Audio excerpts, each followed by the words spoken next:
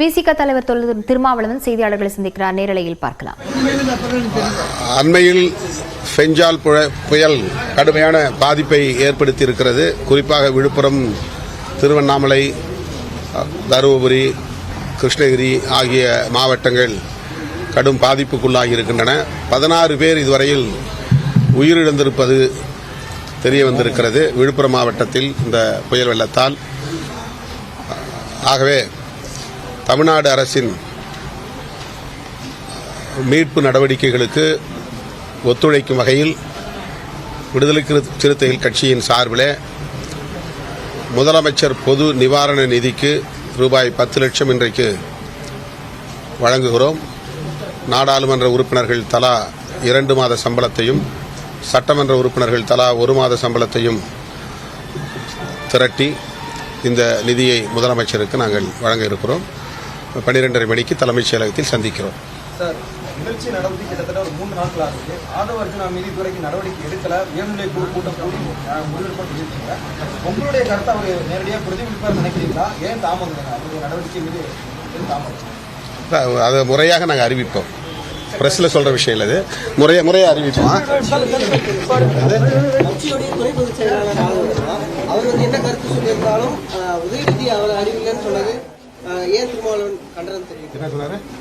உதயநிதி ஆதவச்சுனாவை அவருக்கு அறிவில்லை, மன்னராட்சி இங்க நடக்கல, மக்களாட்சி தான் நடக்குது.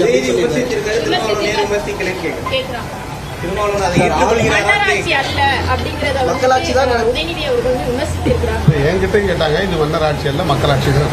இல்ல சார், உதயநிதி அவர்கள் கூறும்போது அந்த ஆளுக்கு வேற அறிவு கூட இல்ல, ஆதவ அர்ஜுனா அவர்களுக்கு அறிவு கூட இல்ல அப்படிங்கிற மாதிரி விமர்சிச்சிருக்காரு. அது நீங்க அந்த கருத்தை நீங்க எப்படி பாக்குறீங்க? உங்க கட்சியுடைய துணை பொதுச் செயலாளர் இப்போ வரைக்கும் நடவடிக்கை எடுக்காத வரைக்கும் துணை பொதுச் செயலாளர் இருக்காங்க, கட்சியுடைய பல நடவடிக்கையில் ஈடுபட்டிருக்காங்க. உங்களுடைய கட்சி அதை பற்றி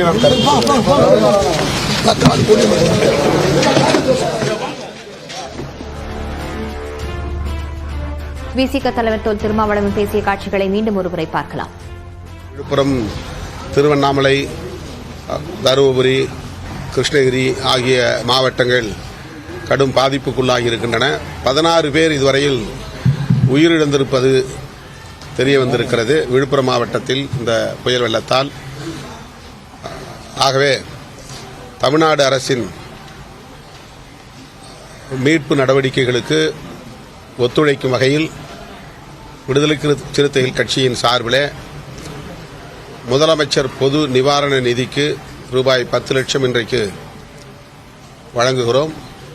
நாடாளுமன்ற உறுப்பினர்கள் தலா 2 மாத சம்பளத்தையும், சட்டமன்ற உறுப்பினர்கள் தலா 1 மாத சம்பளத்தையும் திரட்டி இந்த நிதியை முதலமைச்சருக்கு நாங்கள் வழங்க இருக்கிறோம்.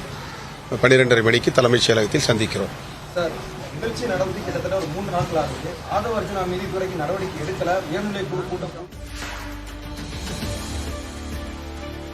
நினைக்கிறீங்களா? ஏன் தாமதம்? அவருடைய நடவடிக்கை மீது ஏன் தாமதம்? அதை முறையாக நாங்கள் அறிவிப்போம். பிரஸ்ல சொல்ற விஷயம் இல்லை, முறையா அறிவிப்போம்.